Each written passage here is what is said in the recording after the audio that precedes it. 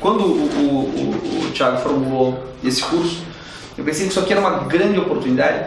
Não subestimem, né, o local e a circunstância, porque ele é mais ou menos improvisado, né? Ou seja, as condições que nós tivemos para...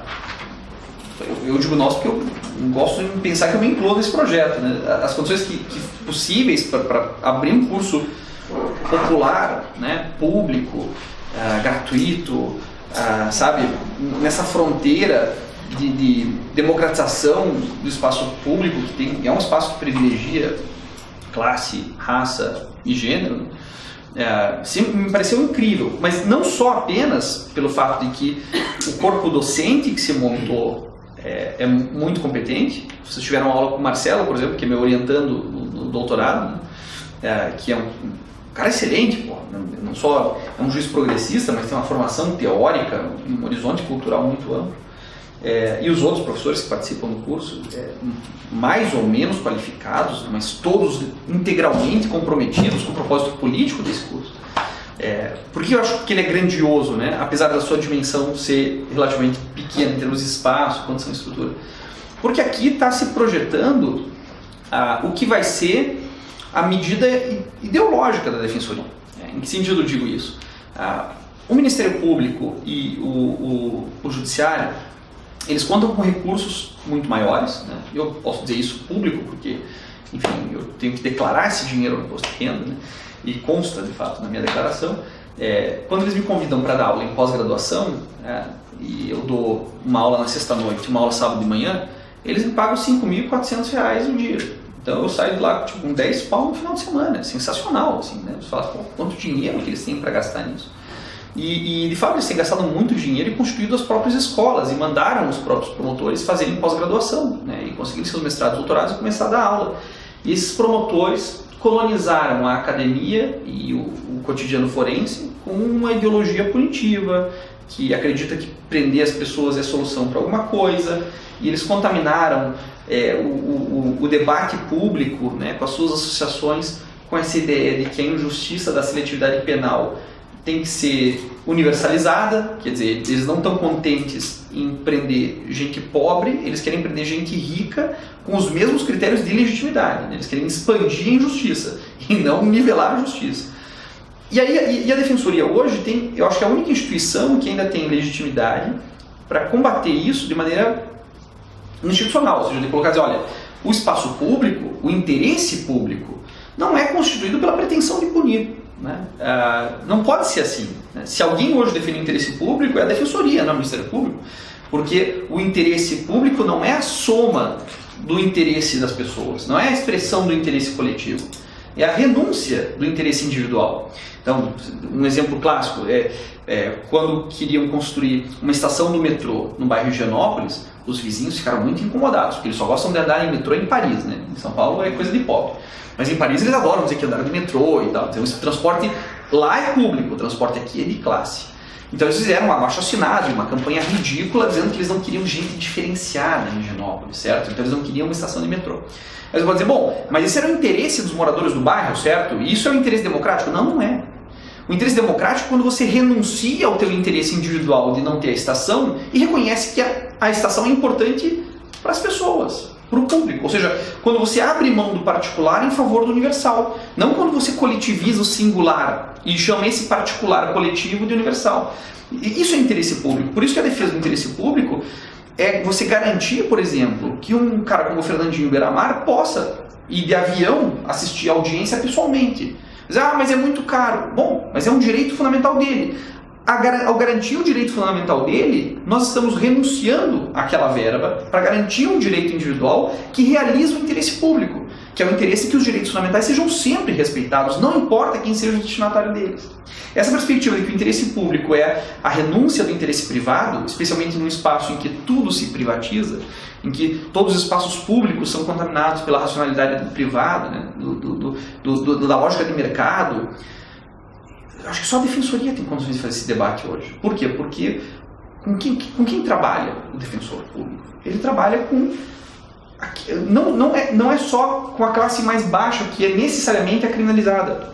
A classe dos que não podem sequer ser explorados pelo capital, né? Porque eles não têm nem condição de ser explorados. Eles adorariam ser explorados pelo capital e ter um emprego, mas nem isso eles conseguem. Eles são uma subclasse dentro da classe mais oprimida.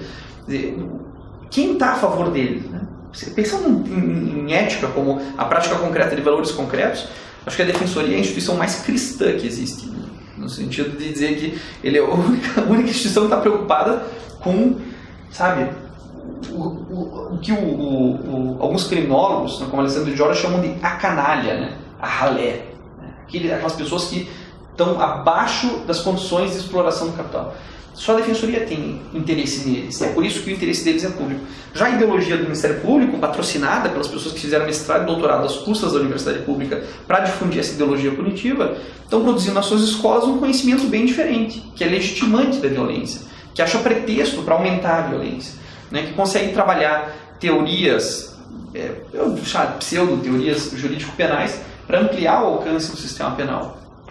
Não é o que a gente vai fazer aqui, né? Aqui nós estamos num ato de resistência. E aí que está a graça, né? Eu prefiro vir aqui de graça do que dar aula para eles por um bom dinheiro. Porque esse momento aqui, para as pessoas que vão assistir isso ou não no futuro, para as pessoas que estão aqui presentes, significa que a gente ainda está pensando no sistema penal em função do interesse público e não em função do que isso pode ser bom para mim em termos monetários, financeiros ou disposição. Então, assim, é um prazer para mim estar aqui, certo? Eu faço isso com gosto. E tudo que a Defensoria me chama, eu vou atrás, né? Porque, enfim, eu tenho um laço de afeto muito grande com quem se dispõe a fazer a defesa dos que não têm defesa. E no final das contas, quando a gente reclama, né, fala, pô, vai até às 10h40, vai até tarde da noite, e você está cansado e com sono, e você fala, bom, é precisamente para as pessoas que estão cansadas e com sono e com fome, que a gente tem que fazer alguma teoria. Então o mínimo que a gente pode fazer é pelo menos se colocar nessa condição para poder pensar. Já que nós temos o privilégio, e vocês também têm esse privilégio, de certa forma compartilham, de poder passar as noites, né, de quinta-feira, num espaço de estudo, de reflexão e não de alienação e embrutecimento, né, como acontece quando você liga a TV em qualquer canal da TV aberta, né, literalmente em qualquer canal. Não sei como anda a programação do SBT, mas não tenho grandes expectativas. Né? Eu acho que lá tem essa opção também. O tema dos nossos dois encontros vão ser criminologia. Né? Eu sou, o Thiago disse, professor de criminologia da USP. E sou professor de criminologia da USP por acidente. Né? Eu não tive nenhum vínculo com a Universidade de São Paulo. Eu fiz a minha formação toda na Federal do Paraná e em Park, na Alemanha. Eu fiz um curso de pós-graduação durante o mestrado, né, no meio da graduação, enquanto fazia outra especialização, e onde fiz parte do meu doutorado, que lá no tempo escrevi na tese, porque tinha muita dificuldade em achar bibliografia sobre o meu tema aqui, e achei um orientador que me aceitou lá na Universidade de Hamburgo. Daí eu voltei para o Brasil, defendi minha tese na Federal do Paraná, então graduação, mestrado e doutorado foram defendidos lá, e aí fui fazer pós-doutorado com o professor Milo Batista, terminei o pós-doutorado no início de 2015, agora estou escrevendo a minha livre docência, preparando um trabalho mais literário, mais lúdico, sabe? Eu estou um pouco procurando um refresco assim, das análises estatísticas que eu fiz no passado, era muito sisudo, assim. Então estou estudando a criminologia britânica do período vitoriano, que é espetacular e as pessoas não conhecem, né? Porque nem os próprios ingleses conhecem essa criminologia. Eu vou falar rapidamente dela durante a nossa aula aqui, que é o que eu estou estudando hoje. Então, enfim, eu estou estudando literatura e criminologia para dar uma escapada, e aí pretendo definir a minha livre docência com isso, que é importante para a carreira, na faculdade, etc, etc. E também para abrir espaço, né, porque daí eu consigo mais orientações de pós-graduação, consigo constituir um grupo cada vez mais forte e tentar fomentar um pouco essa racionalidade. E aí, o que significa dar aula de criminologia num curso popular que se prepara para o ingresso na defensoria? Então, tem as duas partes. Tem a parte do conteúdo, propriamente, que vocês vão ter toda. E eu já dei essa aula num cursinho preparatório mesmo, né, daqueles cursinhos bem capitalista, assim, cheio de gente, aquela coisa, né, super animador de auditório e tal. Com aquele microfone horroroso, estilo Madonna, horrível. E funcionou bem, porque foi o primeiro concurso para a Defensoria Pública do Estado do Paraná e a gente conseguiu acertar tranquilo todas as questões que apareceram, né? E além disso, o conteúdo criminológico é muito importante. Se você chega numa terceira fase, né? Se você vai para a banca, né? Você é avaliado, porque se eu fosse membro de avaliação, né, na Defensoria para os novos defensores, a primeira pergunta que eu faria é: você gosta de pobre? Quer ver a reação da pessoa, né? Gosto, né? O cara diria, acho que nem me agradar, né? Gosto. O que você gosta exatamente do pobre? Entende qual a pergunta? Como é possível você ser defensor público e dizer assim, não, eu prefiro trabalhar no colarinho branco, eu prefiro... Não, peraí. Aqui você tem que ter um compromisso com a pobreza, porque ela é o alvo da polícia. Né? As pessoas não são fundamentalmente presas porque são culpadas, elas são presas porque são pobres. Se você não tiver sensibilidade, se você não tiver, humanidade para se aproximar das pessoas, independente da relação de classe, você está ferrado, não é o teu lugar. Você vai ter uma vida miserável e, de distanciamento. Essas perguntas políticas você consegue se endereçar bem se você tem conhecimento criminológico ou crítico. Né? Então, não é só para a primeira fase. Não sei, tem no concurso aqui segunda fase criminologia? Criminologia está dentro do edital de penal. Tá. E aí, mas tem conteúdo criminológico no edital? Sim. Então, veja, pode dar conta na primeira, acho que na segunda, porque o conhecimento criminológico ele sempre pode aparecer numa pergunta sobre penal como complementar, né? Por exemplo, o cara pergunta sobre bem jurídico, e você fala, olha, bem jurídico é um ônus argumentativo necessário para a criação de lei penal, etc.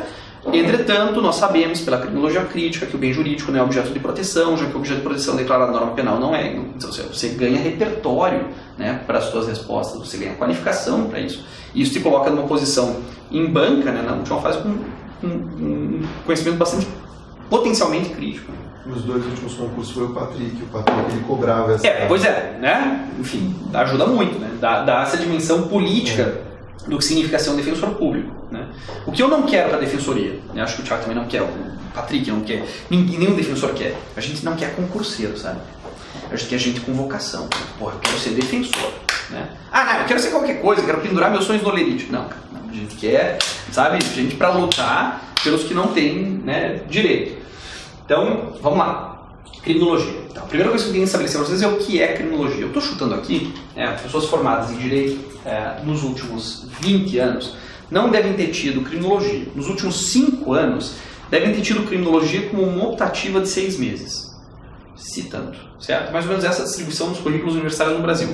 Nas faculdades públicas, o maior currículo de criminologia que eu conheço é o da USP, né? Porque se você somar todas as disciplinas de criminologia, você consegue 2 anos de criminologia. Nós queremos transformar em 3 anos de criminologia, fazer um percurso completo de formação criminológica. A criminologia fora do Brasil, nas universidades europeias, normalmente é dada na faculdade de Sociologia e é um curso de licenciatura. São 3 anos de criminologia. Então a pessoa se gradua, né? Se torna licenciado em criminologia com 3 anos e aí vai fazer pós-graduação em alguma das áreas da criminologia. No Brasil, por circunstâncias históricas muito peculiares, né, e a gente vai mencionar elas adiante, por causa da visita de um famoso criminólogo positivista chamado Enrico Ferri à Faculdade de Direito do Largo São Francisco, onde ele foi homenageado pelos estudantes com pétalas de rosa, enquanto entrava, né, o grande criminólogo positivista. A criminologia se instalou nas faculdades de Direito, né, por isso que o departamento lá se chama Departamento de Direito Penal, Medicina Forense e Criminologia, certo? Hoje a gente só tem um professor de criminologia, que é quem nos fala, embora boa parte dos professores, né, do departamento, só pode ser minha mãe, né? Embora boa parte dos professores de direito penal tenha interesse naturalmente em criminologia, né?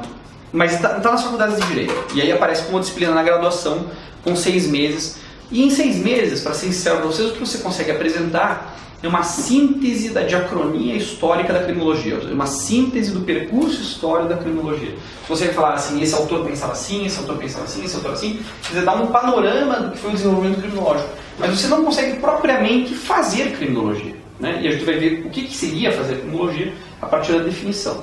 Então, nessa introdução, o que eu estou dizendo para vocês é, a criminologia ainda é uma matéria periférica, certo? Ela se instalou nos currículos universitários a partir do final da década de 90, mas o lugar que ela ocupa hoje nos currículos dos programas de graduação é de uma disciplina optativa de no máximo 6 meses. As coisas têm mudado. Na Federal do Paraná já é 1 ano de criminologia, na USP nós temos 2 anos se juntar todas as disciplinas, e eu acho que a ideia é a gente ampliar o espaço da criminologia. Você vai dizer, bom, mas por que nós vamos ampliar o espaço da criminologia? É porque é necessário, né? Eu não preciso puxar a brasa para minha sardinha. O fato é que não tem alternativa. A provocação que eu faço para vocês, e para a qual eu não tive nenhuma resposta até agora, que é indicativo que tudo está certo, é qual foi a categoria de direito penal desenvolvida nos últimos 30 anos, vou dizer 31 anos, né? Eu só vou entender por quê. Qual foi a categoria penal desenvolvida nos últimos 31 anos que tenha sido assimilada pelos tribunais para diminuir os processos de criminalização, para diminuir a violência do Estado. Pensem, veja, de 1985 até hoje, certamente vários autores propuseram várias novas teorias, né? O Klaus Roxin, por exemplo, propôs inúmeras propostas, né? Definições, novos conceitos. Um dos conceitos do Roxin, por exemplo, foi recalibrar a imputação do tipo objetivo dos crimes dolosos de resultado, não só mais pela causalidade, mas acrescentando a teoria do risco, dizendo que não bastava a produção causal do resultado, mas era necessário verificar se a produção do resultado era a consequência da realização do risco criado na ação do autor. Vocês já tiveram isso na faculdade? Não. Isso é uma teoria super moderna, assim, né? Bom, tão moderna, porque Roxin a formula aí na década de 80 e depois tem a sua apresentação mais refinada na década de 90. Dá para situar isso nos anos 80 tranquilamente. Como a gente está falando, 31 anos. Então o que o Roxin dizia? O Roxin dizia, olha, às vezes a causalidade não é suficiente. Sabe aquela coisa de ação que causa um resultado típico da responsabilidade civil subjetiva? Convenhamos, eu tenho o maior desprezo pelo direito civil e especialmente pelos privatistas, né? O direito civil é pré-científico, o direito penal está muito além dele. Também vou ver que o direito penal não é grande coisa, mas o direito civil, pelo amor de Deus, né? É um reino da miséria intelectual, porque ele cuida da circulação de bens, da garantia da propriedade, do direito de herança, só tem coisas que eu não gosto. Ou como direito de família, né? Basta a minha, porque eu quero aprender a regulamentação da vida dos outros ainda. E o direito civil diz isso, né? Responsabilidade civil subjetiva. Você é responsável pelo dano que você produziu, né? Por um ato ilícito que com nexo causal tenha produzido resultado. Fundamento da responsabilidade civil subjetiva. O direito penal já chegou a ser assim. Ele falou, olha, você responde pelo resultado doloso, né? Se você praticou uma ação vinculada a um nexo causal. E a teoria que explicava a causalidade era chamada teoria de equivalência de condições. Causa é tudo excluído hipoteticamente, exclui também o resultado. Portanto, não havia causa maior ou causa menor. Ou era causa, ou não era. Porque causa é tudo aquilo que excluído hipoteticamente, exclui também o resultado. Daí porque o nome da teoria era a teoria de equivalência de condições. Todas as causas são iguais. Não tem causa maior ou menor. Porque ou é causa ou não é. E como é que eu sei se é causa ou não? Causa é aquilo que se eu tirar, não tem o resultado. Certo? Então, toda causa tem a mesma importância. Teoria da equivalência de condições. E essa era a teoria que explicava a atribuição de um crime a alguém por dolo até a década de 80. O Roxin falou, não, peraí, cara, tem casos em que o autor causa o fato, mas não é responsável por ele. Mas como assim? Vamos supor o seguinte, você dá um tiro na perna de alguém, certo? E essa perna produz uma lesão corporal. Mas você é atendido pela ambulância, eles tratam da ferida, o sujeito não perde muito sangue, essa hemorragia é contida, ele entra na ambulância, a ambulância leva ele até o hospital, ele está no quarto, né, do hospital, o hospital pega fogo, incendeia lá, digamos, explode um tanque de oxigênio, enfim, e o sujeito morre intoxicado pela inalação de monóxido de carbono resultante daquele. Fala assim, bom, o sujeito morreu lá por minha causa? Sim. Porque se você não atira nele, ele não pega ambulância, não vai para o hospital naquela noite, certo? Você é causa daquilo. Mas você criou o risco de morte realizado no resultado? Não. Qual risco de morte você criou? O risco de morte pelo disparo de arma de fogo. Como é que poderia ter sido isso? Bom, poderia ter sido por hemorragia, poderia ter sido porque a bala ficou no corpo e migrou pela circulação para o coração, teve uma parada cardíaca, poderia ter sido por infecção em função da ferida.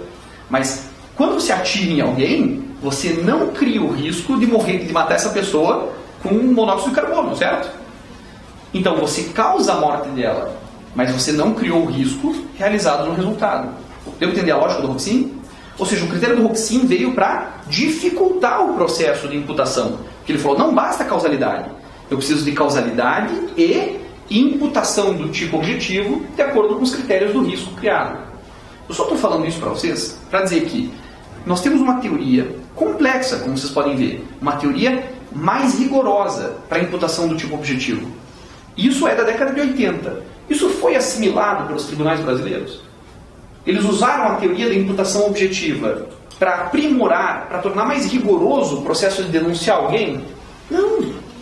Quando os tribunais mencionaram a imputação objetiva, fizeram isso de maneira errada, para transformar a responsabilidade penal em um tipo de responsabilidade objetiva, como realização do risco, ou para vulgarizar o conceito de atribuição de responsabilidade nos crimes de imprudência. dizendo que bastava a realização do risco para atribuir o crime a alguém. Ou seja, uma teoria que foi feita para limitar a violência, eles não só não assimilaram, como usaram o rótulo da teoria para fazer a contraprática, que é ampliar o processo de punição. Posso dar outro exemplo para vocês. Hoxin também desenvolveu a teoria do domínio do fato.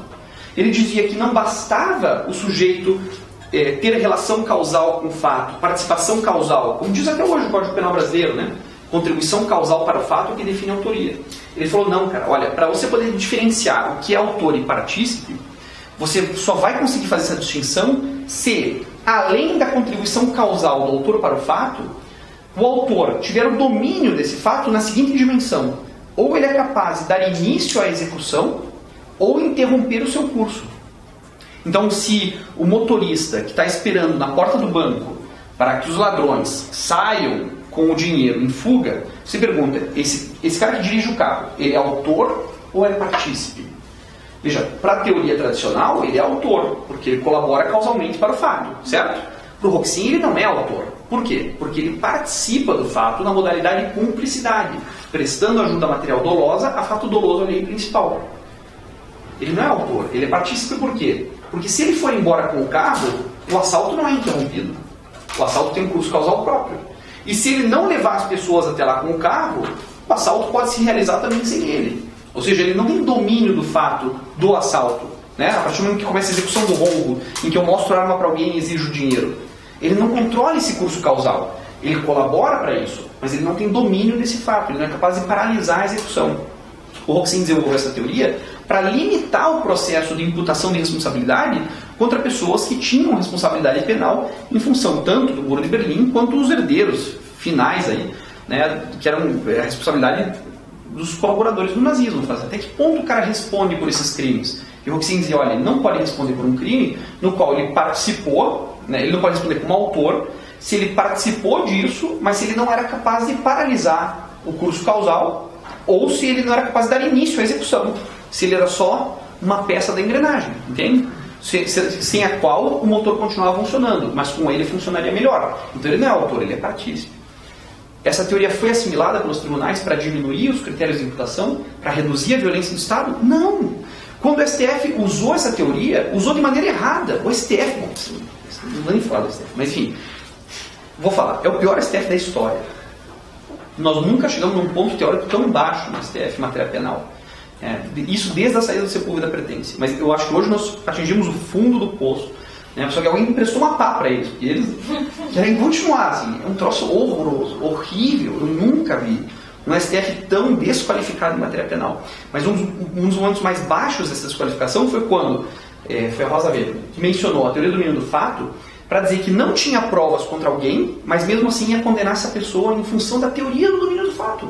Mas não pode ser, mas não funciona um troço desses. Você está usando uma teoria para limitar a violência, para aumentar a violência. Ou seja, as novas teorias que apareceram só serviram para ampliar a violência. Foram usadas como rótulos contra o conteúdo teórico para justificar mais violência. E por último, para encerrar, só uma introdução, só uma polemização, né? Porque também sem isso não tem graça nas aulas. A teoria da co-culpabilidade do Zaffaroni virou teoria da culpabilidade por vulnerabilidade em 85. O Zaffaroni dizia, olha, ele tinha ideia de culpabilidade, porque ele falava, o Estado também participa do crime, porque se ele cria as condições criminogênicas, que autoridade que ele tem para censurar alguém, na medida em que ele coloca a pessoa no limite, né? Se não tem um pleno emprego, se as condições de inscrição na vida produtiva são mínimas e o trabalho é a condição da dignidade numa pessoa no Estado capitalista, a pessoa que não puder produzir vai traficar. E aí você vai condenar essa pessoa que não teve uma opção legítima, né? Ah, todo mundo tem escolha. Não, peraí. Eu não sei se as pessoas têm capacidade de escolha concreta. O que eu sei é que as pessoas têm escolhas concretas. Entende a diferença da teoria? Eu não posso provar que vocês são livres. O que eu posso provar é que havia opções. Por que você escolheu A ou B? Eu nunca vou saber. Mas eu sei que existe A ou B como escolha. Se eu só tenho B ou B como escolha, então eu não posso te censurar por escolher B. Porque eu criei as condições de escolha. Deu para entender a lógica do Zaffaroni? Então ele falava, o Estado é responsável pelas condições que ele cria. Ele abandona essa teoria em 85. E ele troca essa teoria por uma culpabilidade por vulnerabilidade. Por quê? Primeiro porque o Zaffaroni diz, não dá para ter culpabilidade do Estado porque não existe responsabilidade penal da pessoa jurídica. Certo? O Zaffaroni diz, não existe essa coisa de a Monsanto ser criminosa. Por quê? Porque não é uma afetação própria da Monsanto. A Monsanto não tem dolo, né? É uma pessoa jurídica que tem grande poder e merece ser controlada. Isso não se discute.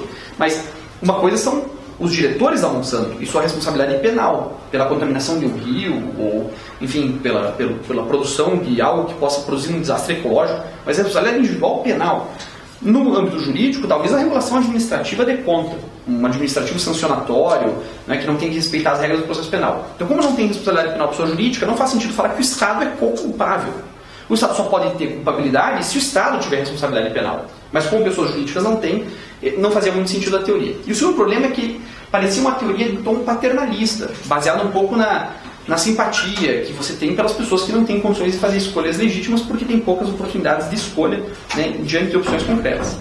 Então ele troca essa teoria por informação criminológica e ele cria a teoria da culpabilidade por vulnerabilidade. O Zaffaroni está dizendo o seguinte: olha, o que nós sabemos é que o sistema penal é desigual, o sistema penal é seletivo, ele prende certas pessoas e outras não. Isso é um fato, isso é inegável. Que a prova vai na penitenciária, veja quem está preso e por qual crime. Agora, o que o Zaffaroni diz, o que as pessoas não dizem é que essa seletividade do sistema penal, ela não é um erro do sistema. Não é que o sistema penal é injusto e a gente tem que caminhar para um sistema penal igualitário. Isso nunca acontece, nunca aconteceu na história. Todo o sistema penal é desigual. A desigualdade do sistema, a sua seletividade é essencial. Então o que ele está dizendo é, não existe direito penal igual para todos. Todo direito penal é parcial, certo? E não importa quão igualitária seja uma sociedade, sei lá, o nosso paraíso terrestre, Noruega, Dinamarca e Suécia, certo? Lá, o número de imigrantes presos é muito maior, certo? O número de minorias étnicas presas é muito maior. O número de pessoas pobres presas é muito maior do que a média. Então, mesmo que eu tenha uma sociedade absolutamente igualitária, enquanto houver sistema penal, ele vai ser seletivo, ele vai ser dirigido de uma contra a outra. Não que isso seja perverso, né, definido instrumentalmente, mas isso é um fato. E quem é mais vulnerável ao sistema? Bom, os homens, jovens, pobres e negros. E eu não preciso, enfim, vou mostrar para vocês uma estatística, mas é tranquilo. Esse é o grupo preferencial. O que significa isso, Zaffaroni diz? Isso significa que quando um juiz está diante de alguém que cometeu um crime, que teve todos os critérios de imputação do tipo de injusto, né, o tipo objetivo, o tipo subjetivo, antijuridicidade, quando chegou na hora da culpabilidade, o que eu tenho que dizer é, eu sei que ele possui negatividades sociais que determinam a sua criminalização. E eu sei isso de fato, isso é demonstrável empiricamente. Essa evidência tem que servir para que cada característica dessas diminua a censura que eu posso fazer em relação a ele. Então ele não está especulando sobre a liberdade do sujeito. Ele está dizendo, olha, concretamente eu sei que se essa pessoa está aqui no sistema, é porque o sistema seleciona. Logo, eu tenho que inverter. É a mesma lógica da política de cotas, certo? Eu tenho que nivelar, eu tenho que tratar de maneira desigual quem é desigual, objetivamente. Eu tenho que compensar a seletividade. Então ele criou a ideia de culpabilidade por vulnerabilidade. Um critério, um referente material. Olha, entre penalistas, né, entre criminalistas, penalista é um rótulo ruim, mas entre criminalistas, a gente sempre procurou um referente material da culpabilidade, porque a culpabilidade estava baseada no livre-arbítrio. Cadê o livre-arbítrio? Né? Cadê a liberdade do homem? Era como amarrar uma pedra numa nuvem, é metafísico. Você é livre? Você é determinado? Ninguém sabe. A pesquisa científica parece mostrar mais que a gente é determinado. Ela caminha num certo sentido determinista, seja pela psicanálise, pela pesquisa neurocientífica. Mas não importa, a ideia de liberdade, ou o sentimento de liberdade, é constitutivo das nossas relações, né? Por que você está comigo? Porque eu sou livre para estar com você, certo? Por que você faz as escolhas, né? Pode ser Pepsi? Pode ser. Você é livre, né? Ainda que a liberdade seja, talvez, um sentimento apenas, é um sentimento muito importante, porque ele estabelece um modo pelo qual... Por que eu estou aqui hoje? Eu escolhi estar aqui. É isso que... E a partir dessa ideia de escolha, é que um juízo moral é possível, né? Então você é melhor ou pior porque escolheu estar aqui hoje. E aí a gente faz as nossas opções morais, que expressam uma ética, prática concreta e valores concretos. Seja como for, os criminalistas não gostavam de depender da liberdade para fazer juízo de censura. Eles diziam, pô, como é que eu vou estruturar um juízo de censura sobre uma ideia, sobre algo metafísico? Eu preciso de algo concreto. Eu tenho que olhar para os olhos da pessoa que está sendo condenada e dizer, eu vou te culpar por isso. E isso eu posso demonstrar. Então, quando o Zaffaroni achou isso, eu imagino o que deve ter sido isso em 85 para quem estava lendo o Zaffaroni. Ele falou assim, porra, olha aqui, acabou de descobrir, sabe, como o ovo de Colombo, assim, ele acabou de um referente material. A culpabilidade por vulnerabilidade, que eu acho que é uma ideia que precisa ser trabalhada e tem como ser melhorada, inclusive, a partir da de ética da alteridade, mas é uma ideia genial de um pensador latino-americano, argentino, aqui, nosso irmão, né? Sabe que irmão não se escolhe, é por isso. Sabe? Aqui do lado, cara, né? Esse sujeito nos deu esse conceito fantástico. Vocês já viram alguma sentença usar essa categoria? Já viram algum acórdão falar que vai usar a culpabilidade por vulnerabilidade? A categoria está aí à disposição desde 85. E ninguém usou isso até agora, talvez algumas peças da defensoria, para argumentar que esse é o único critério democrático que existe para definir a censura penal. O que eu acabei de demonstrar para vocês nesse último exercício? E pronto, que essa é a última vez que eu falo de direito penal, porque não tem mais saco para estudar esse troço. Nos últimos 31 anos, várias teorias foram desenvolvidas. Muitas delas, sabe, buriladas, cerebrais, esteticamente bonitas, refinadas. O que adiantou isso? Adianta fazer direito penal? Eu acho que não adianta mais. Eu acho que o potencial do direito penal está esgotado. Porque ele não conseguiu se transformar em prática. Agora, a culpa não é do Roxinho, a culpa não é do Zaffaroni, a culpa não é do Juarez Tavares, não é do Juarez Cirino, não é do Nilo Batista. A culpa é dos práticos. Porque a gente diz que, e eles gostam de dizer isso, né? Vocês na faculdade são teoria, nós somos prática. O que eles não percebem é que eles têm uma teoria da prática, só que é uma teoria ruim. Eles têm uma prática ruim porque a teoria deles é ruim. Porque se eles usassem uma teoria boa, a prática seria boa. Como você não tem prática sem teoria, o que eles estão fazendo para nós é dizendo, olha, nós temos a nossa própria teoria. E a gente diz, é uma teoria de merda, é uma teoria ruim. Há 30 anos a gente desenvolveu conceitos muito melhores. Eles não só não assimilaram esses conceitos, como perverteram esses conceitos para fazer mais do mesmo. Piorar ainda a sua prática. Tem futuro a dogmática penal? Vale a pena continuar fazendo direito penal se esse direito penal não consegue garantir a liberdade de ninguém? Veja, você não pode abrir mão do direito penal, certo? Porque, de certa maneira, é tudo que você tem. O que a defensoria tem? O que um advogado tem contra a violência do Estado? Contra a polícia, o promotor, o juiz? Um discurso. Já tentaram evitar a violência com palavras? Tipo, num protesto, falando assim, né? Não me bate! Ele vai te encher a cara de porrada. Você não consegue impedir a violência, mas é tudo que nós temos. Então, o que nós temos que concordar? O direito penal é muito limitado no que pode fazer. Mas é tudo que nós temos, certo? Então nós temos que fazer o melhor direito penal possível. Só que fazer o melhor direito penal, hoje, não é suficiente. E o que eu estou dizendo para vocês? É preciso criminologia. Qual que é a vantagem da criminologia em relação ao direito penal? Bom, para entender a vantagem da criminologia, você tem que entender o lugar da criminologia quando a gente pensa a questão criminal. E para ser sincero, assim, eu acho que hoje, se fosse para a gente investir numa área normativa do direito, né, normativa, para conter o poder, eu acho que tem muito mais lugar no espaço do processo penal do que no direito penal. Vocês querem saber? O direito penal do Brasil é bom. Com Juarez Tavares, com Juarez Cirino, com Nilo Batista. Ok? É um bom direito penal. Não com Damasio, não. Com Juarez Tavares, com Juarez Cirino e Nilo Batista. É um bom direito penal. Um direito penal sólido, bem elaborado, científico. Então o direito penal está bom. Agora o processo penal está muito ruim. Né? O processo penal brasileiro, eu não vou nem mencionar porque isso pode me dar, enfim. O problema de estar gravado é que esconder certas... em qualquer momento. né? Você corta, descer um cacete, não tem que descer o cacete e voltar. Não, vamos lá. O fato de que o processo penal brasileiro não se desenvolveu, ele ainda está numa etapa pré-científica, mas existem bolsões de resistência. Auri Lopes Júnior, Jacinto Nelson Miranda Coutinho, Alexandre Moraes da Rosa. Esses caras estão trabalhando direito penal num outro nível, né? Mas eu acho que tem muito para se fazer no processo. No direito penal eu diria, olha, se você estudar bem direito penal, você está bem informado no Brasil. Muito bem informado. No processo penal você vai ter que buscar um pouco. E na execução penal também tem pouca teoria de qualidade, né? Tem muita repetição no óbvio, né? Esses livros, essa manualística pedestre, esses manuais de, né? Que dizem, sabe como que fala? O cara diz lá, matar alguém. Esse crime trata do homicídio. Porra, tô lendo, né? Tipo, né? Vejam se não é assim nas partes especiais. Em execução penal é a mesma coisa, né? Esse artigo fala sobre a função da pena, completando o artigo 1, né? função da harmônica e a reintegração social do condenado. Eu estou lendo, daí somos analfabetos, comprei o livro, eu tenho que queimar minha retina lendo, o cara dizendo que é a mesma coisa que precisa. Então o processo penal e a execução penal tem que ser melhorado.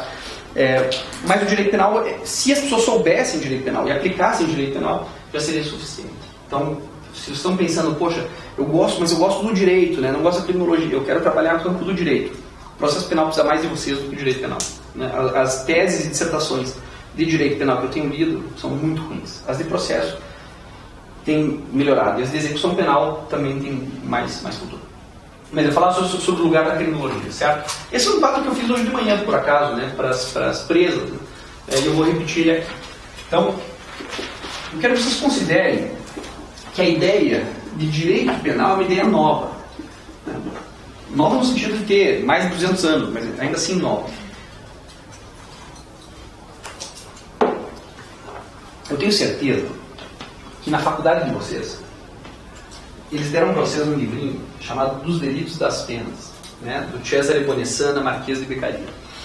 O que não devem ter dito para vocês é que, primeiro, é bastante provável que esse cara seja um plagiador, e segundo, que ele é um autor medíocre, né? De segunda categoria. Se vocês quiserem realmente aprender o que é o direito penal clássico, o que é o direito penal ilustrado, vocês têm que ler o Jean-Paul Marat, O Plano de Legislação Criminal, do Jean-Paul Marat. Esse, sim, é um livro que dá a dimensão do que foi a ideologia liberal burguesa dentro das ciências criminais. Mas não importa. Pegando o Cesare Bonessana, Marquês de Beccaria, você ficaria desconfiado disso, né? Marquês de Beccaria. Entende por quê? Se isso é ideologia liberal burguesa, como é que o grande arauto disso é um marquês? O que burguês gosta de fazer com a realeza? Cortar a cabeça, certo? É o que o Robespierre faz, né? Ele é o incorruptível. Robespierre vê um rei e fala, off with your head, né? Tchau a cabeça. Esse é o propósito da burguesia. Ou então, no limite, a burguesia negocia com a realeza e transforma ela numa coisa decorativa, como é a rainha da Inglaterra, certo? Serve para dar um certo senso moral para aquele país, mas fora disso, enfim, é uma figura decorativa. É a boa velhinha lá, ornamentada com a coroa. Ela não significa nada a não ser o símbolo que ela é, embora o símbolo signifique muita coisa. Mas um republicano, um burguês mesmo, tchau, né, um partido da monarquia, ele corta a cabeça. Como é engraçado que um marquês, ou Marquês de Beccaria, seja o representante do liberalismo no direito penal. Isso dá a dimensão de quão ruim é o Beccaria, né? Porque ele conseguiu escrever uma síntese do receituário liberal burguês, que por ser muito simples, escrita de maneira muito direta, manualística, acabou vendendo muito. Eu não sei vocês, mas eu não considero que a facilidade com que algo é vendido define a qualidade, certo? Senão eu teria que pensar que Bruno e Marrone são mais importantes que Mozart e que o McDonald's é comida, porque vende muito, certo? Não é o critério do que vende, do que é frequente, que define o que é bom. O Beccaria é isso, certo? O Beccaria é o McDonald's do liberalismo burguês. Ele se tornou muito popular, o Voltaire adorou o livro e ajudou a divulgação disso na França e da França, até porque ele produziu isso na Itália, que na época ainda era uma espécie de aglomerado, né, de pequenas nações, principados e ducados. A Inglaterra, a Itália só não era mais atrasada do que a Alemanha, né? A Alemanha era os caipiras da Europa mesmo, só foram se unificar sob, né, o tacão de Bismarck tardiamente, e a Itália depois ainda, né? Enfim, o fato é que um cara num lugar atrasado para a Europa na época, atrasado no seguinte sentido, a França era onde estava acontecendo a precipitação do poder político da burguesia, certo? Então, e não por acaso a parte da Alemanha que se desenvolveu na Renânia era a parte que Napoleão conquistou, certo? Então, os princípios liberais do lugar, a revolução burguesa e o seu conteúdo emancipatório, que a gente chama de modernidade, passaram todas da França para o resto da Europa, certo? Mas tiveram o seu epicentro na França. A Itália estava numa situação periférica, atrasada, e apresentou ali a melhor síntese da ilustração do direito penal. É estranho isso, né? Por isso que o Marat não, o Marat estava no epicentro, né? O Marat era o amigo do povo, um revolucionário que veio das camadas populares, um incendiário, um cara que queria levar a revolução às suas últimas consequências. Mas a burguesia soube cooptar, né? Ou soube destruir o levante popular da Revolução Francesa e oprimi-lo. E depois que ela conquistou o poder, ela criou essa merda chamada democracia formal representativa, que aliena o povo das decisões, né? E joga isso pro pântano que a gente é obrigado a ver na votação do impeachment, quando as pessoas aparecem e falam que bosta é essa? É o Congresso Nacional, certo?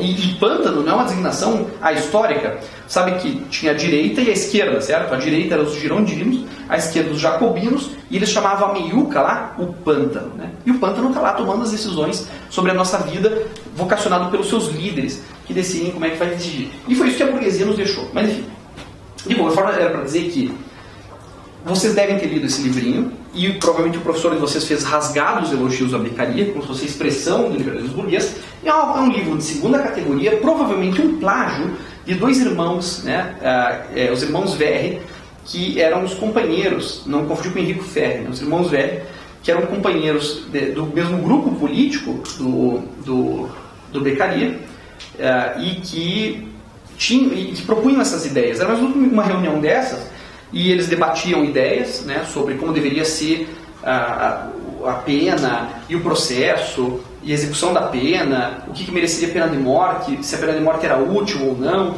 esse tipo de coisa. E o Beccaria era o cara que ficava lá tomando nota, entendeu, da ideia dos outros. Ele vai publicar aquilo como dele. Então é um trabalho contestável, que pode ser, né, tende a ser bastante um plágio. Se você ler as observações sobre a tortura, né, do Alessandro Verri, vocês vão ver que o conteúdo é muito melhor. E os dois sempre reclamaram disso, né, que o Beccaria tinha usurpado as ideias dele para se tornar famoso, e o Beccaria depois não escreveu mais nada, ou seja, faz suspeitar que aquilo era o limite da intelecção dele, a cópia dos outros. O fato é que Os Limites das Penas se torna esse livrinho em quase todos os currículos de faculdade de Direito, no comecinho da faculdade, como a introdução aos princípios liberais do direito penal. Está errado isso. Por quê? Porque quem leu Os Limites das Penas sabe que esse não é um livro de direito penal. Por que não é um livro de direito penal? Porque o que mais tem no livro são limites ao exercício da violência do Estado na execução das penas, no processo penal, o que deve ser crime, o que não deve, como se pune cada crime, qual que é o limite de dor em função de cada crime, certo? Então, é um livro de processo penal, execução penal, de criminologia, de política criminal. Sim, porque ele supõe que existe uma causa do crime. Ele diz que a causa do crime é quando o sujeito, diante de um cálculo custo-benefício, ele acha que o benefício do crime compensa o custo. E como é que ele calcula? Qual que é a frase famosa? Ele fala, não é a gravidade da pena, é a certeza da punição. Então ele supõe que a pessoa, antes de cometer o crime, faz um cálculo racional. Eu vou ser pego por esse crime ou não? E se ele não tiver certeza que ele vai ser punido, parece que a vantagem do crime transforma esse cálculo utilitário. Então, qual que é a causa do crime para ele? Para ele, a causa do crime é uma decisão racional, custo-benefício. E se essa é a causa do crime, como é que você combate isso? Com leis cruéis, execuções públicas? Eu queria falar, nada disso adianta. Isso é coisa de sanguinário, coisa de bárbaro, coisa de não burguês, coisa do poder despótico. Numa sociedade civilizada, em que a gente admite que todo homem pode usar a razão, inclusive para cometer crimes, o que nós temos que assegurar são instâncias de controle formal que assegurem que a pena vai ser cumprida, que a justiça vai prevalecer. Então a gente tem que reforçar um sistema de justiça, com toda a sua civilidade, para passar a certeza de que não importa quem viole a regra, o crime nunca compensa. Então é um livro de criminologia, é um livro de política criminal, é um livro de processo penal, é um livro de execução penal. Quase não tem direito penal ali. E, no entanto, aparece nos currículos de direito como direito penal. Por isso que dá para dizer que o livro do Beccaria, o livro do Marat e os outros livros que representam o pensamento, né, ilustrado do direito penal, na verdade são livros de ciências criminais. Por quê? Porque ele está pensando como um todo, né? Ele está pensando a questão criminal. Ele está pensando tudo, processo, execução, como se fosse uma coisa só. Com o tempo, devido à assimilação desse conteúdo pelas universidades, a categorização desse saber, a departamentalização, a construção de programas curriculares, essa compartimentalização de saberes, as ciências criminais empíricas foram se dividindo e chegaram em duas grandes divisões. A primeira, as ciências criminais chamadas ciências criminais empíricas. E depois, as ciências criminais normativas. Ciências criminais empíricas, a gente vai falar em seguida, eu acho que são as mais importantes. Por quê? Porque elas partem da empiria. Mas elas partem da empiria. O limite delas não é a empiria. O que eu quero dizer com isso? Para o método de análise das ciências criminais empíricas, você começa analisando um fato pela sua empiria. Porque a empiria é sua manifestação imediata. Como essa cadeira. Essa cadeira está aqui, certo? Cobrando reconhecimento.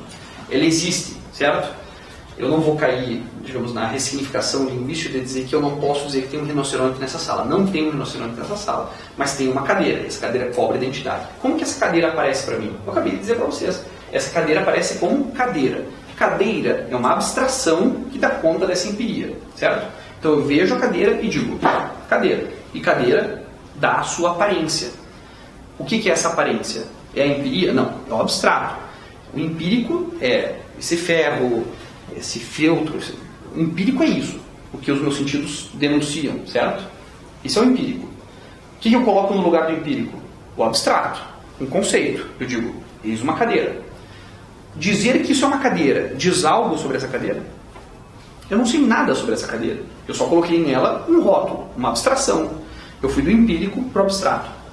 Para eu conhecer essa cadeira, eu tenho que negar a sua aparência para buscar a sua essência. Isso é um postulado básico. Se a aparência coincide com a essência, eu não preciso mais do que olhar para conhecer. Mas olhando para vocês, eu conheço vocês? Eu não sei nada de vocês. Tudo que eu tenho de vocês é a aparência, a empiria de vocês, que dá um rótulo. Claro que o rótulo que eu projeto sobre vocês é recheado de preconceito, de preconcepções, né? Eu olho para cada um de vocês e projeto que vocês são a partir da aparência. Eu realmente sei quem vocês são? Não. Para eu conhecer vocês de verdade, eu tenho que negar a aparência e buscar a essência de vocês. Porque a aparência e a essência não coincidem. Se coincidissem, eu saberia do mundo apenas olhando para ele, certo? E eu nunca saberia, por exemplo, que não é o Sol que gira em torno da Terra, mas que é a Terra que orbita em torno do Sol. Porque se eu simplesmente olhasse, eu diria, lá vem o Sol nascendo de novo. Né? Essa abstração leva a erros. Dificilmente você pode julgar um livro pela capa. Dificilmente você pode conseguir compreender o mundo sem negar, dizendo, talvez não seja isso que parece.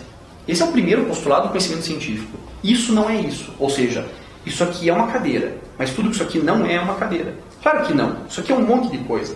Você olha para essa cadeira e fala, bom, ela deve ter um preço, ser vendida num lugar, ela tem uma certa composição, ela é feita de metal. Você supõe pela forma dela que ela deve ter sido produzida em linha. Não é uma cadeira para sentar na sala de jantar. É uma cadeira que indica talvez um espaço acadêmico, certo? Uma cadeira de sala de espera, que vocês tiveram que improvisar para transformar em espaço disciplinar para aula com um tablado de madeira. Ou seja, não foi uma teoria, não foi uma cadeira pensada propriamente para ter aula. Talvez tenha sido uma cadeira definida como cadeira para eventos, que parecem indicar um espaço de pós-graduação, porque normalmente na maior parte dos eventos acadêmicos acontecem. Ou talvez uma cadeira para um escritório de dentista. Mas eu diria que se fosse um dentista, por exemplo, muito rico, ele preferia um sofá de couro e não essa cadeira. Essa cadeira parece indicar uma certa economia de custo, ao mesmo tempo que dá a melhor aparência que pode pelo menor preço. Eu acho que essa cadeira não foi feita no Brasil, a não ser que ela tenha sido montada no Brasil. Isso aqui tem cara de China, mas parece que ela foi montada no Brasil para que tenha dedução do imposto, porque se você trouxer matéria importada para produzir no Brasil, você não paga parte dos impostos que são devidos se trouxer essa cadeira pronta, porque você está dando trabalho dos brasileiros. Você entende isso? Isso é essa cadeira. Isso é conhecimento de verdade sobre essa cadeira. Então você aprendeu que na cadeira tem trabalho, tem estética, certo? Tem um mundo nessa cadeira. Porque você disse, isso é qualquer coisa, menos essa cadeira. Entende o que é uma ciência criminal empírica? Ciência criminal empírica não é empirismo, certo? Não é você reduzir as coisas à sua dimensão imediata. Né? Não se preocupe, eu sou meio Uri Geller. Você não sabe o que é Uri Geller? Depois eu falo do Uri Geller. Eu tive que ler a biografia do Uri Geller. Ele era o cara que mexia com eletromagnetismo e tal. Eu fui tirar foto química. Mas na época era bem interessante. Eu falei que está aí a cadeira, certo? Então eu quero dizer a vocês, ciência criminal empírica é fascinante, não é? Você fala assim, poxa, como é que eu olho para um crime? Se você for um jurista bem bobão, assim, você vai olhar para o crime e falar, isso é um 121, isso é um 155, isso é um Duque 13. Né? Constranger alguém mediante violência grave ameaça, ter consigo prática constitucional carnal, operado luminoso. Subtrair para si ou para outra coisa lhe amóvel. Você aplica um rótulo jurídico para uma realidade. Né? O que você está fazendo? Você está colocando uma abstração no lugar. Você está colocando um direito no lugar. O que acabou de acontecer aqui? Acabou de acontecer um homicídio. Pronto, perdeu toda a graça. Né? Tipo o Sherlock Holmes fazer assim. Ele chega a dizer, isso é um homicídio. Artigo 21, acabou a história. E aí, cara? Quem foi? Não, você quer saber sobre o fato. Você quer, né? O que Sherlock Holmes fala? Não, isso aqui não é o que parece.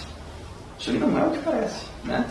Eu me lembro que tem um caso, não sei como foi traduzido para o português agora, The Devil's Foot, o caso do pé do diabo lá, que é um caso em que o criminoso, de maneira muito astuta, ele queima uma substância né? E essa substância queima, intoxica as pessoas, elas morrem, mas depois ela queima e ela desaparece. Então, o Sherlock Holmes entra lá e as pessoas estão todas mortas. E a sala está trancada por dentro. Ah, isso aqui não é o que parece, né? Você entende? Ou no outro caso, acho que é do engenheiro naval, ele fala assim, não, 3 pessoas não estiveram aqui, só 2 pessoas. Isso aqui não é o que parece. Ele vê e fala que isso aqui não é o que parece. E aí fica interessante, aí você faz ciência de verdade. Se você tivesse que dar um parecer jurídico sobre isso, seria muito sem graça. Você diria, bom, aqui aconteceu um fato típico, jurídico culpável, atribuído a alguém por autor de participação tentada consumada, parecer jurídico, né, vou cobrar 200 mil e tá aí. Não tem graça, não significa nada. Isso aqui é muito mais legal. Só dando essa advertência para dizer isso, ó. Ciência criminal empírica não é empirismo, ok? Não é empirismo. Ciência criminal empírica é ir do empírico para o abstrato e do abstrato para o concreto. O que é concreto? Concreto são as determinações que eu descobri na investigação da negação do abstrato. Quando eu disse que essa cadeira não era essa cadeira e comecei a pesquisar o que ela é, além do que ela é, eu descobri um mundo nela. E aí eu volto para essa cadeira e ela continua sendo cadeira. Eu não mudei o nome para o qual eu chamo, eu ainda chamo de cadeira. Mas eu sei que tem nela muito mais coisas. E se fosse uma outra cadeira, eu teria um outro mundo. Vamos supor que fosse uma cadeira de madeira artesanal. Seria um outro universo, entende? Mas é a mesma cadeira, não é? Eu posso voltar e dizer agora, bom, eu sei um pouco sobre cadeiras. Eu sei um pouco. E eu sei o tamanho da minha ignorância. Vocês conhecem a ideia do círculo da ignorância. Se você fala assim, poxa, eu conheço isso aqui, certo? Isso fala, olha, quanto mais eu conheço, né, quanto mais eu vou ampliando o meu conhecimento, pensem que o perímetro é o que eu desconheço, certo? Então, quanto mais eu investigo um objeto, mais eu me dou conta que eu sou ignorante. Sabe aquela coisa que aprender um troço e perceber que você é estúpido? Você fala assim, poxa, eu já estudei um monte sobre crime. O que você sabe sobre crime? Muito pouco. Diferente do secretário de segurança, que acha que sabe alguma merda. Não sabe merda nenhuma. Né? O ministro da Justiça também não sabe merda nenhuma. Mas é porque, como ele não sabe o quão ignorante ele é. Porque ele nunca investigou de verdade. Ele nunca se interessou pela cadeira. Ele simplesmente disse cadeira e se sentou nela. Né? Entende qual a lógica? Investigar a empiria te dá uma dimensão muito maior do mundo. Mas isso vem com um preço, que é a humildade científica. Você não pode fazer criminologia e ser pretensioso como um jurista. Um jurista pode dizer, não, eu sei direito penal, tudo bem, mas aí acabou o teu mundo. Porque o teu mundo é uma nova abstração que você põe na realidade. O que um criminólogo quer fazer? Quer negar essa realidade. Isso não é um 121. Entende? Isso aqui é uma vítima. Isso aqui é uma relação de poder. Isso aqui é um bairro violento. Isso aqui é desigualdade de classe. Isso aqui é a polícia. É um mundo que tem aí. Não é um 121 que você põe para dar conta normativamente do fato. Viu como é muito mais legal fazer isso? E é por isso que eu não faço mais isso. Mas enfim, não tem como não fazer isso. E a gente vai ver por quê. Então vamos começar pelas ciências criminais normativas. Quando eu digo ciências criminais normativas, alguém vai me dizer, então não pode nem ser ciência, porque o normativo não é científico. Em certa medida eles têm razão. Por quê? Porque o conceito mais aceito de ciência é que ciência é tudo aquilo que pode ser falseável, sabe? Por exemplo, uma característica do conhecimento científico é que ele é provisório, né? A gente acha que sabe de uma coisa até descobrir que essa coisa não é, e isso substitui o conhecimento anterior. Todo conhecimento científico sabe disso. Eu sou provisório enquanto a evidência me sustenta. Quando a evidência me contradiz, eu tenho que achar uma explicação melhor para essa evidência. Então eu acho que a Terra é plana. Eu descubro que a Terra não é plana, porque a tecnologia me permite circunvegá-la. Eu digo, olha, então o planeta Terra é esférico. Não é esférico, porque daí um satélite vai, tira uma foto e mostra que a Terra é geodésica. Não é exatamente uma esferinha, não é uma bola de gude, ela é mais ou menos, certo? Ela é geodésica. Então você muda, o conhecimento é sempre provisório e vai se falseando. Aqui não tem falseamento, tem? O direito diz que é e é, certo? E quando que não é? Quando o direito diz que não é. Ele não se falseia, ele se afirma continuamente. O conhecimento do direito não é provisório, ele é permanente. Então tem gente que diz que a gente não poderia dizer que existem ciências criminais normativas. Eu não sei. Acho que se a gente considerar que existem particularidades nessa ciência, que ela tem método e objetos próprios, parece que poderia resgatar alguma autonomia científica. Como eu falei para vocês, quando eu falei de Juarez Tavares. Juarez Tavares dá conhecimento científico do crime. Né? Eu acho que ele dá mesmo. Porque se a gente considerar que as ciências criminais normativas têm que ser adequadas a princípios, e os princípios são estruturas estruturantes de saber, daria para pensar que existe ciência criminal normativa. Enfim, ciências criminais normativas, nós temos 3. E a gente já falou delas, certo? E elas aparecem aqui numa espécie de ordem de importância que é dada para essas ciências na divisão de departamentos universitários, na divisão curricular. Qual que é a ciência criminal normativa mais importante? O pai de todos, o Furabolo Mato Pior. Qual que é a grande ciência criminal normativa? A pergunta é, o que vocês mais aprendem sobre a questão criminal na faculdade de Direito? Qual que é a matéria que vocês mais tiveram? Direito penal, certo? Então, é a mais importante ciência criminal normativa. Pena que as pessoas não sabem direito penal, né? Passam 3 anos, aprendem, depois têm amnésia no cursinho e entram nas carreiras jurídicas e esquecem. E eu sei que elas esquecem porque eu leio as sentenças, eu leio os acórdãos, o direito penal não está ali. Ele está ali de uma maneira falsificada, retórica, mas não está realmente ali. Né? As pessoas não aplicam esses conceitos difíceis, tá? A engenharia do direito nas sentenças. Não, ali é só o senso comum sedimentado por uma jurisprudência barata. Direito penal, certo? 3 anos inúteis gastos nas faculdades. E eu estou dizendo que a culpa aqui é dos professores, talvez, também. Como é que pode, né? Ensinar um troço que você pode esquecer depois. Já pensaram nisso? Que as pessoas que hoje viabilizam o maior crime contra a humanidade são formadas em direito? Eu acho que estou exagerando. Qual é o maior crime contra a humanidade praticado no Brasil hoje? É o sistema carcerário. Ou tem algo pior? Eu tenho certeza que tem crianças sendo exploradas em minas de carvão no interior do Maranhão, certo? Mas se eu pensar numa escala humanitária, com quase 700 mil pessoas, né, sob alguma forma de repressão penal, o maior crime contra a humanidade praticado no Brasil é o sistema carcerário. Quem é responsável por ele? Nós, os engravatados, os formados em direito. Nós somos muito incompetentes nas faculdades, porque a gente dá lá direitos humanos, direito constitucional, e os caras se tornam selvagens, certo? Nazistas, que mantêm campos de concentração e dizem, não, eu estou cumprindo a lei. Que porcaria de faculdade é essa, né? A faculdade de Direito dessensibiliza, desumaniza, produz pessoas que não se importam com o resultado das suas decisões e que dizem, não, é culpa do juiz de execução ou a culpa é do executivo que não reforma as penitenciárias. Mas você sabe para onde está mandando essas pessoas? Ou deveria saber. Você já entrou numa penitenciária, já viu quais são as relações de violência lá dentro? Quais são as condições de vida? Não, eu apenas condenei o cara em função do artigo tal. Não, você não pode se esconder nisso, certo? Cadê a tua ética? Entende o que eu quero dizer? Os professores também são responsáveis por isso. E eu me frustro continuamente. Eu digo, pô, mais uma turma, estou dando aula, eles vão ter amnésia, eles vão reproduzir o sistema. Porque a ideologia é muito forte nessas instituições. Né? No Ministério Público, no Judiciário.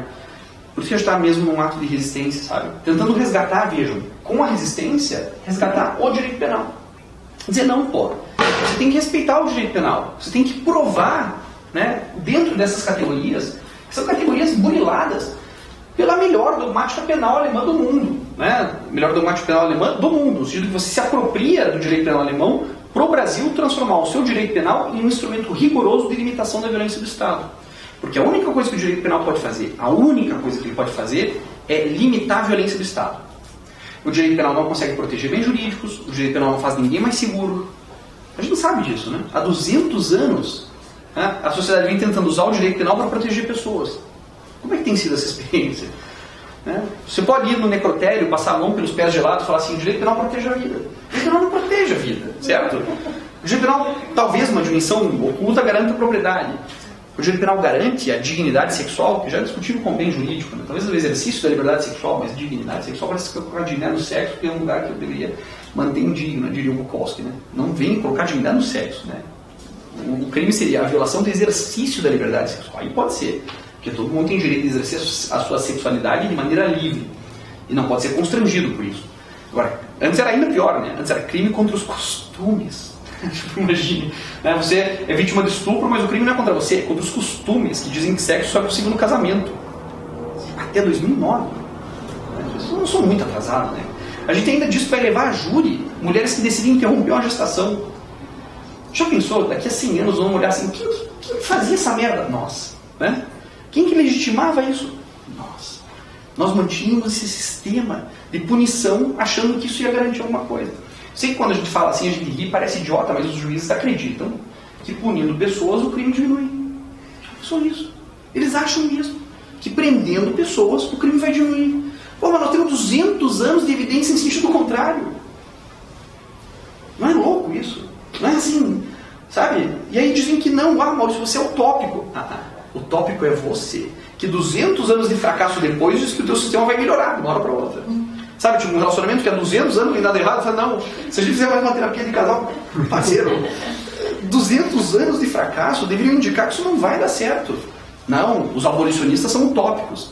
Não, o utópico é você que acredita que mais direito penal pode ser a solução para alguma coisa. E, no entanto, se o direito penal tem aquela função democrática de limitar a violência do Estado, por Deus do céu, vocês têm que aprender isso aqui, certo?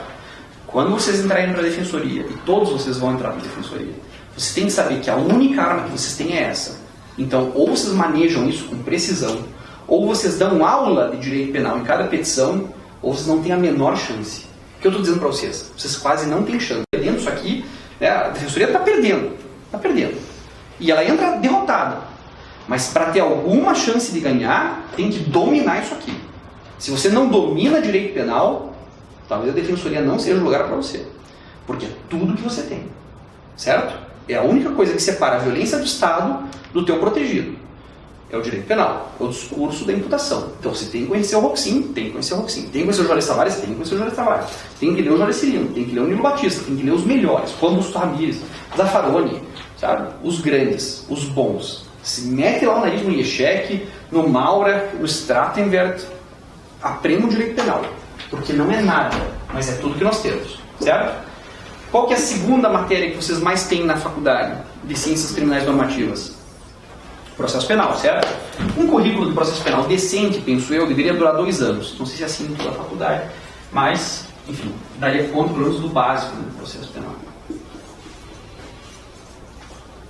O que é o processo penal? Bom, o processo penal é a dinâmica do direito penal, certo? Então aqui a gente diz que tem que ser você tem que atribuir a alguém uma ação que caracteriza o tipo objetivo de um crime, atribuído a ele por relação causal mais exteriorização do risco, conforme os critérios de imputação do risco resultado pelo Roxin, que pode ser doloso ou imprudente no tipo subjetivo, com todas as distinções entre dolo direto de primeiro grau, dolo direto de segundo grau, dolo eventual, imprudência consciente e imprudência inconsciente, ou crimes de omissão, que tem posição de garantidor, no caso de omissão imprópria, com produção de resultado de dano causal, mais situação de perigo conhecida para o bem jurídico, capacidade concreta de agir e a não evitação do resultado evitável por omissão do sujeito. Então são critérios de imputação que depois vão ser vistos como legítima defesa, se há ou não uma agressão injusta do eminente direito próprio à lei, como estado de necessidade, como situação de perigo para o bem jurídico, que só pode ser protegida mediante violação de outro bem jurídico igual ou inferior, que se for superior a gente vai discutir isso na inegibilidade, estado de necessidade, exercício do dever legal, exercício do de direito ou consentimento titular do bem jurídico. Fora isso, você vai para a área da culpabilidade, imputabilidade, consciência da utilidade, exigibilidade do cumprimento do Código Penal, autoria e participação tentada ou consumada, atribuída ao sujeito conforme a necessidade dos critérios da pena.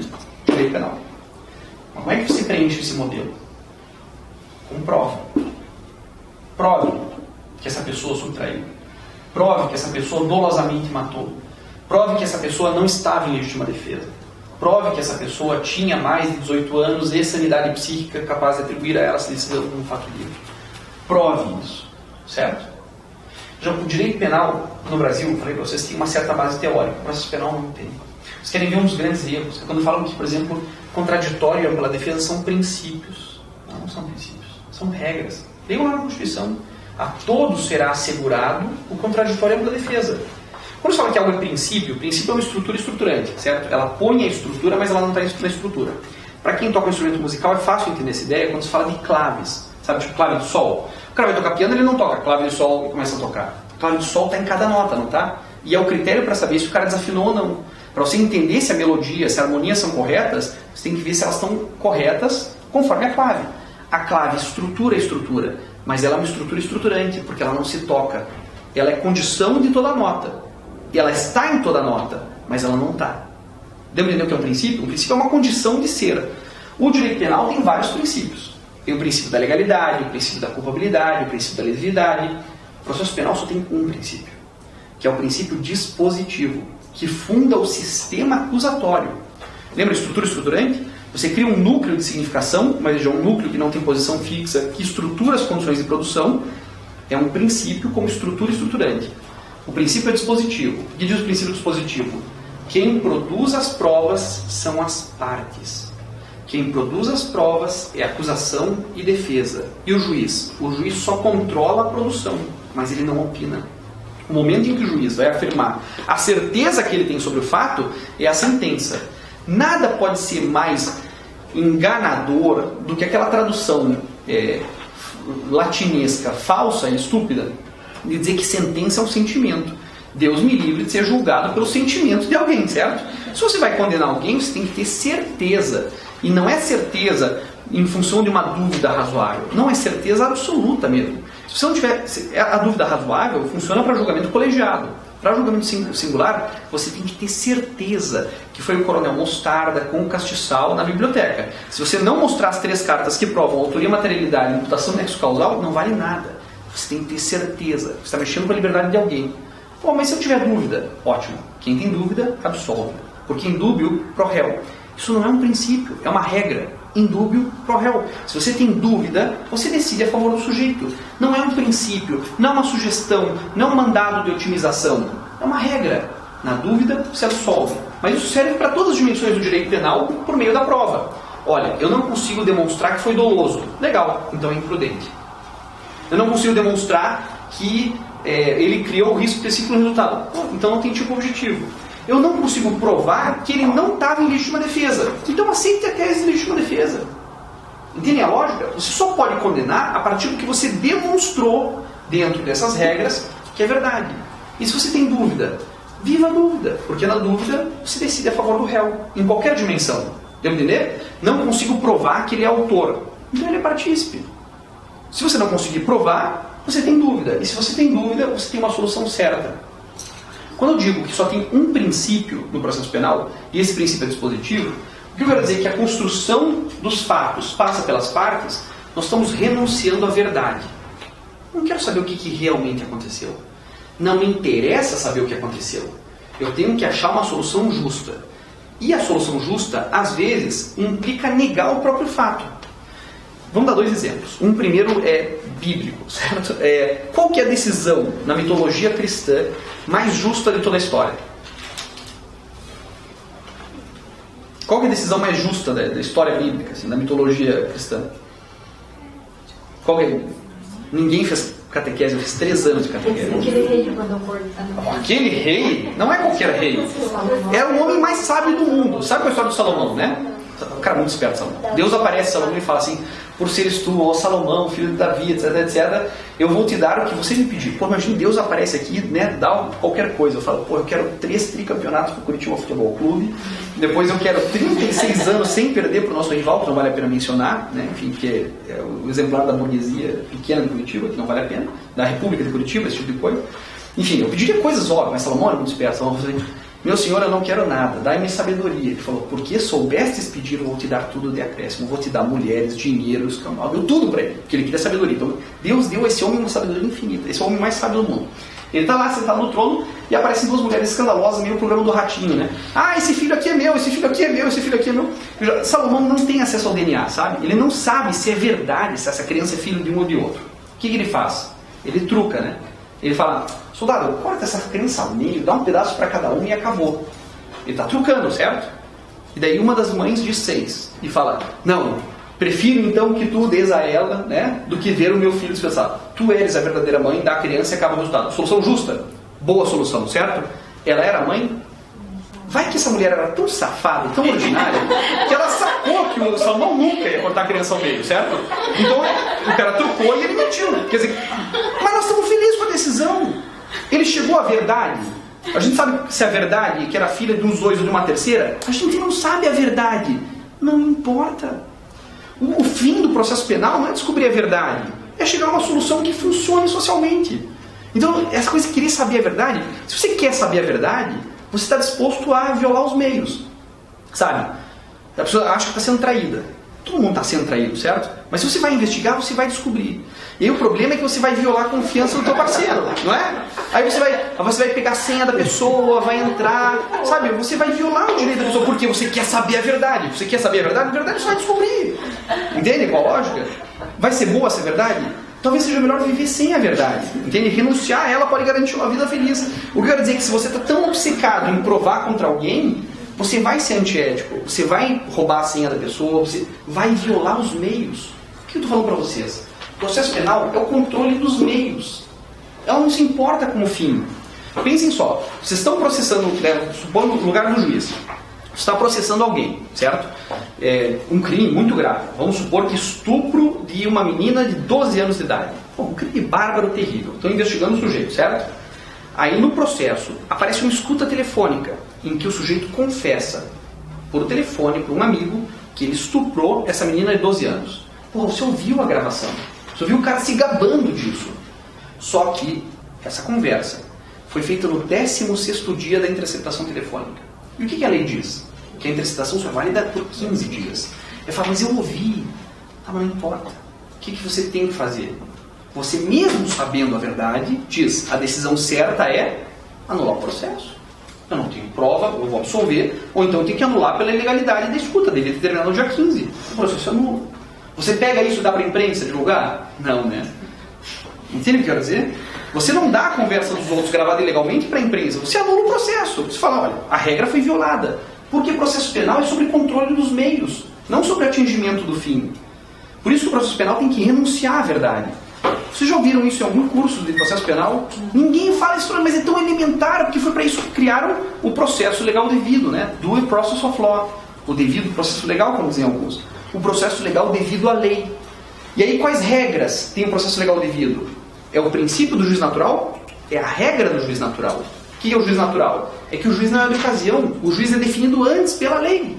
Então você não vai ser julgado pelo teu inimigo porque eles deram um jeito de criar uma vara especializada.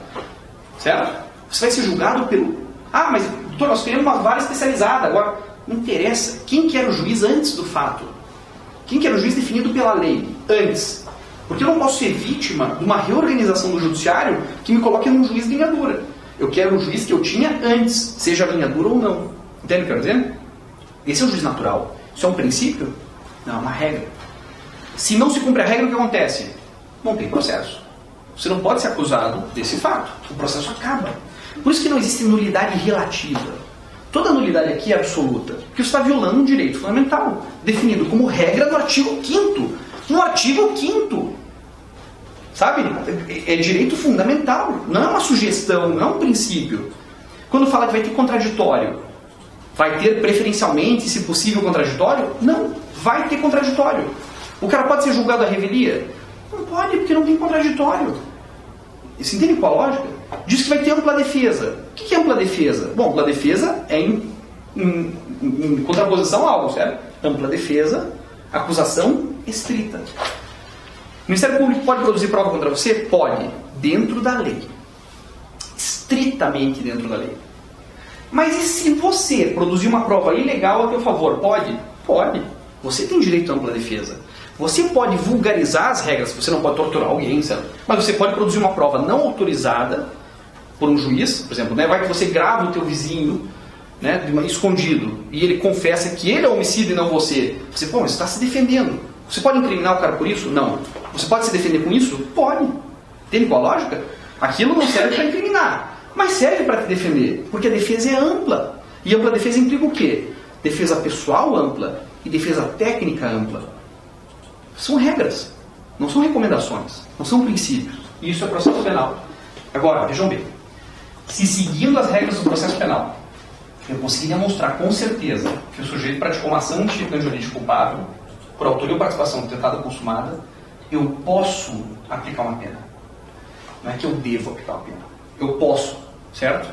Diz o direito penal que essa pena só pode ser aplicada se for necessário e suficiente para reprovar e prevenir. Eu nunca vi nenhum juiz justificar que a pena é necessária e suficiente. Certo? Porque para dizer que a pena é necessária e suficiente, ele teria que me dizer que ele não tem mais nada para fazer. Ó, nós tentamos assistente social, nós tentamos um psicólogo, mas não deu. A pena é absolutamente necessária. E mais do que necessária, ela vai ser capaz de resolver o caso. Está escrito lá, né? Artigo 59. A pena deverá ser necessária e suficiente para reprovar e prevenir. Provou isso dentro das regras do jogo, você pode condenar alguém. E se for condenar alguém, você tem que fazer isso dentro de regras. E essa é a terceira matéria das ciências criminais normativas, que a gente aprende na faculdade de Direito como uma parte do direito penal, certo? Como um apêndice do direito penal, que é a execução penal. Eu duvido que vocês tenham tido aula de execução penal especificamente, né? Vocês tiveram endosmetria da pena, um pouco de execução penal dentro das aulas de direito penal, mas alguém aqui estudou sistematicamente a lei de execução penal?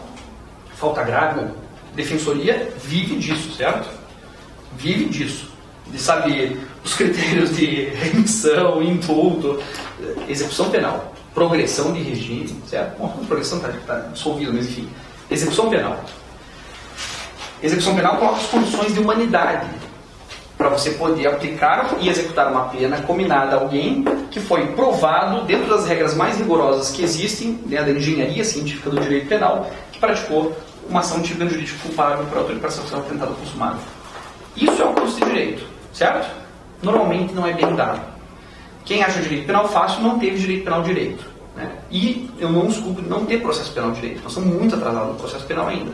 Mas eu acredito que a gente vai construir uma teoria, né, de direito penal. Se vocês quiserem hoje estudar direito penal, a base para isso é a Bill of Rights, é o complemento da Constituição dos Estados Unidos da América, que criou o processo legal devido, lá na 4ª, 5ª, 6ª, 7ª e 8ª emendas da Constituição americana. Você vai encontrar todo o conteúdo, né, dessas regras processuais que se respeitam como tal.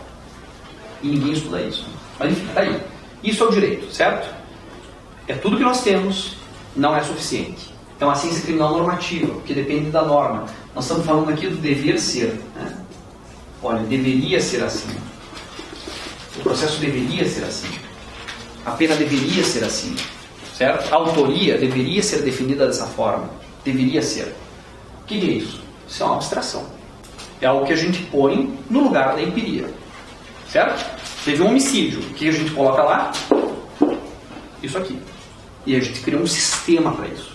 Que é o sistema de justiça criminal. Eu não faz muito sentido ainda dizer que tem justiça nele, porque não tem. Mas é o sistema de justiça criminal. É a polícia, é o Ministério Público, é a Defensoria, os advogados privados, o Ministério Público, é a penitenciária, é a Casa do Albergado. É o sistema de justiça criminal. São as agências de controle social que operam isso aqui. Certo? Isso aqui é monopólio de juristas. Certo? Portanto, é responsabilidade nossa. Isso aqui não é obra, né, de um tirano, né, de um ditador. Não, isso aqui é produto de gente bem educada. E se isso aqui produz a miséria que aparece aqui, é porque nós temos um problema de formação aqui. Então eu posso tanto culpar as universidades por não estarem formando o direito, quanto culpar as instituições, que estão deformando as pessoas no processo. Eu julgo as pessoas pela sua ação, mas eu julgo a ação pelo resultado. Qual que é o resultado desse sistema de justiça criminal? É o maior crime contra a humanidade. Portanto, eu tenho que voltar a pensar na ação das pessoas que estão fazendo isso. O que isso aqui está cheio? Isso aqui está cheio de ideologia. O que é ideologia? Bom, vocês podem ter diversos conceitos de ideologia, é uma categoria bastante complexa, não daria para dar uma aula sobre ideologia aqui, de como a ideologia nasce como uma crítica, né, a partir do bonapartismo, ou que é o conceito hoje de ideologia cultural em Eagleton, por exemplo, que eu gosto muito. Mas, de certa forma, dá para dizer que o conceito tradicional de ideologia ainda funciona como falsa consciência da realidade. Falsa consciência não é uma consciência mentirosa, não é uma mentira que você conta. É algo que você diz para si para naturalizar uma realidade. Ou seja, quando você diz que a realidade é assim, você está usando um discurso ideológico que justifica essa realidade. Marx dizia que o conhecimento científico não se limita em compreender o mundo, ele tem que transformá-lo. Quem tem o conhecimento ideológico é incapaz de transformar o mundo. Por quê? Porque ao invés de compreender o mundo, ele explica o mundo. Então aqui em volta, né, eu passei por 4 ou 5 moradores de rua. Alguém me diga, por que tem morador de rua? Claro, você pode dar uma invernizada nisso, falar morador em situação de rua. Por que existem essas pessoas? Deve ter uma explicação, certo? Alguém vai me dizer, não, é porque elas não se esforçaram o suficiente, é porque, sabe, a meritocracia vale, mas porque elas usam drogas. Como se quem tivesse uma bela casa não usasse muita droga também. Por que existem isso? Tem uma explicação para isso, não tem? Tem um discurso ideológico que permite que a gente passe por essas pessoas. O Stanley Cohen tem um livro muito interessante, chama States of Denial. Esse eu acho o maior criminal do século XX, eu acho o Stanley Cohen sensacional. E esse livro me impactou muito, assim, quando eu li, eu me dei conta da minha hipocrisia cotidiana. Ele diz, olha, eu tinha 8 anos de idade, morava na África do Sul, e estava cumprindo meus afazeres domésticos e fui levar o lixo lá fora. E quando eu cheguei com o lixo lá fora, eu vi um cara comendo do nosso lixo. E ele largou o lixo correndo e voltou para casa e falou, mãe, tem um cara comendo do nosso lixo. E a mãe dele falou, não, meu filho, é assim, é que infelizmente no nosso país. E ele falou, bom, ela começou a me explicar o mundo. Ela começou a dizer que isso era natural, que isso fazia parte do mundo, que a pobreza era parte do mundo. Ela não estava querendo compreender, ela estava explicando aquilo. Entende o que é ideologia? O direito é muito ideologia. O direito não é só ideologia, mas há muito de ideológico no direito. Por quê? Porque isso que permite que os juízes vão dormir à noite. Eles não se sentem responsáveis pela miséria do sistema penal, porque eles dizem, eu estou cumprindo a lei. Então eles podem dizer para eles que o que eles estão fazendo é racional. Está definido na lei, tem uma certa razão de ser, está atendendo a certos princípios. Entende como o direito pode mascarar a realidade, tornando-a natural? O direito penal vai dizer que o fato de a gente ter 600 mil presos, quase 700, faz parte. Certo? Que tem sentido. Adivinha só, não tem sentido. A gente não precisa ter essa quantidade de presos. Cada país produz a quantidade de presos que quer. Eles dizem que não, que isso é consequência do que as pessoas fazem. E a gente olha na criminologia e fala, não, isso não é o que as pessoas fazem. Isso é o que vocês fazem com as pessoas. Agora, cuidado. Isso não significa tratar essas pessoas como coitadinhos, certo? Há muitas pessoas que estão na penitenciária que são pessoas muito violentas, por determinações que a gente pode discutir. A criminologia, ela não é condescendente, ela não é apologética. Ela não diz, sabe, ai, você é vítima da sociedade. Tem gente que é vítima, mas tem gente que não é, certo? Sei lá, um editor de um grande jornal que mata a namorada. Não sei se ele é vítima da sociedade, eu sei que ele praticou um fato brutal e violento. Eu tenho que entender esse fato. Tudo compreender não é tudo perdoar. Já viram essa, né? Tudo compreender não é verdade. Tudo compreender não é tudo perdoar. Eu compreendo Hitler, acho ele um filho da puta. Entende? Se eu pudesse, eu acho que deviam matar o Hitler na primeira oportunidade. Tudo compreender não é tudo perdoar. Mas sem compreender, perdão é impossível. Certo? O espaço do perdão é o espaço da compreensão. Mas não significa que compreender ou tentar entender a realidade vai te transformar, sabe, num cara soft, que vai perdoar tudo, sabe, numa espécie de, sei lá, guru indiano, assim, né? A ideia de que você pode abrir espaços de não violência pressupõe, primeiro, perceber que a violência é catalisada por esse processo. Deu para entender? O direito penal cumpre uma função ideológica. Não estou dizendo que direito é ideologia. Estou dizendo que há muito de ideológico no direito. Porque eu disse para vocês que o direito também pode ser resistência, né? É tudo que nós temos para enfrentar o sistema. Que o direito é resistência. Não é só ideologia. Mas há muito de ideologia no direito. Especialmente nas ciências criminais normativas. Porque esse direito permite condenar as pessoas. Se você vê as decisões do STF, são decisões absurdas, estúpidas. Estúpidas. Em matéria penal, são mais do que estúpidas. São... Eu tinha que controlar a crítica ao STF. Né? Mas é que eu estou tão decepcionado com as pessoas que estão lá, porque elas sabem. Elas sabem. Elas não são ignorantes. Né? Eu gosto de pensar que elas não são ignorantes. Tem uma delas que eu sei que é ignorante. Mas, né? Os outros, eu não preciso dizer quem é, vejam as sessões. Mas eles sabem isso. Ou deveriam saber isso. Ou têm condições de saber isso. Mas o pior é isso. Sabe aquela coisa de perdoar e os pais eles não sabem o que fazem? Como é que se fala isso se eles sabem o que fazem? Eles sabem, ou têm condições de saber, certo? Eles não são personagens bíblicos posteriores. É como se você tivesse crucificado do lado de Jesus, já soubesse da história, que está ali o Filho de Deus, e ainda mais nesse, não, uma de sacana, você está louco. Tudo que eu quero é agradar o cara. Deixa que você poder voltar e falar assim, adivinha com quem eu tirei um selfie, assim, com o Filho de Deus.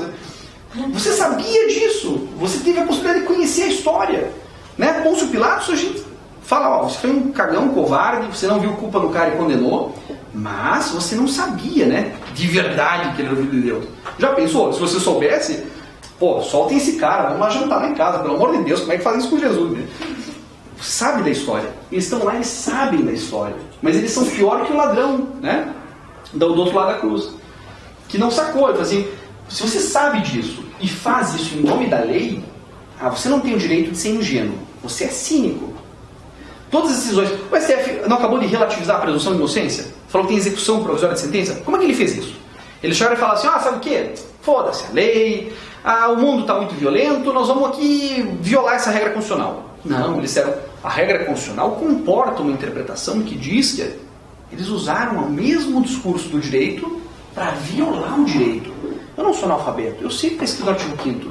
Ninguém será considerado culpado senão após o trânsito em julgado sem mandatória. Leia aquilo de novo. Ninguém será considerado senão após o trânsito em julgado. Não é após o julgamento colegiado.